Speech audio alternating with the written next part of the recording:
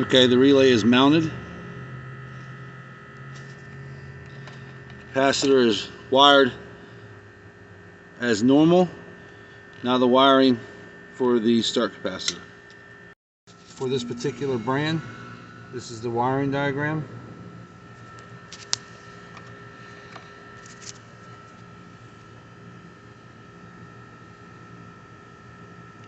Two pole, three pole. This is what most of them are anyways.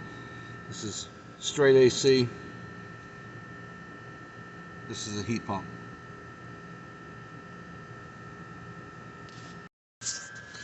So we have the striped wire going to hermetic, the red wire going to common, the black wire going to the opposite side of the common on the capacitor. On this side here, the red wire back here is leading to the red side. So we want to put this wire on the opposite side, which on this one is black. And this will engage the hard start. This kit comes with a strap for the start capacitor, so just make sure when you put the screw in that you're not trying to pierce anything like the coil. And at this point we can start it back up. The contacts are pulled in already because we have low voltage as per the light right there blinking.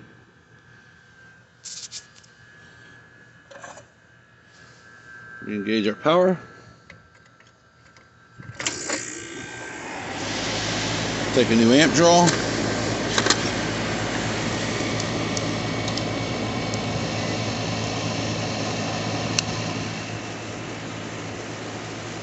Back to 7.5. On this unit, it's a Trane. Our run load amperage is 4.7. Lock rotor amperage is 87. So you want half of the run load amperage on a normal run.